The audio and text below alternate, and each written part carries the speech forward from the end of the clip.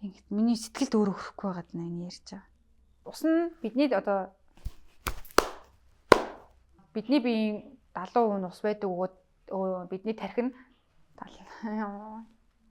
За мацгаан шинэ 7 хоногийн мэнд марлаа байна.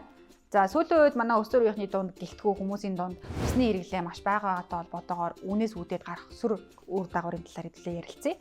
За сүүлийн үеийн судалгаагаар дэлхийд даяар ерөнхийдөө 60% нь ус маш бага хэрэглэдэг бөгөөд шингэний дутагдaltaй гэсэн мэдээлэл байгаа. Тэгээ үүний тал дээр гэх юм бол бидний тархины 75% нь уснаас бүрддэг бөгөөд бидний биеийн ердөө 2% нь шингэний дутагдaltaй орсон үед тархины үйл ажиллагаа ер нь саадж эхэлдэг гэсэн. Үүнээс болоод бидний толгой өдөх, анхаар сарних, докторгүй байх, сэтгэл санаанд ч гэсэн нөлөөлөх бас бидний бие махбодод одоо ингээд арьсан дээр батга янз бүрийн юм гарах ч юм уу тиймэрхүү сөрөг нөлөөнүүд бас үүсдэг. Бид нар яагаад одоо ингээд ус тогтмол хэрэглэхгүй байна вэ гэвэл хэд хэдэн шалтгаантай.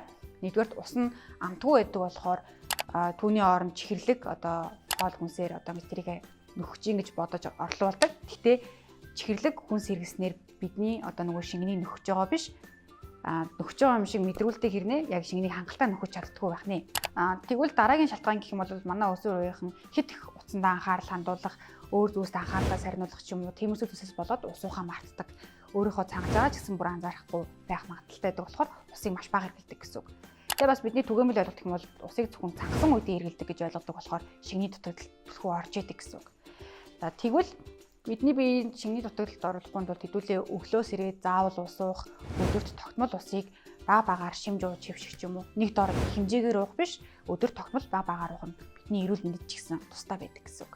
Тэгэхээр ерөнхийдөө бид нэр өдөрт 2-3 литр ус хэрэглэх юм бол бидний бие махбод эрүүл байж янз бүрийн одоо өвчлөлт хор тавдрынтээс ч гэсэн сэргийлэх боломжтой байдаг гэсэн үг.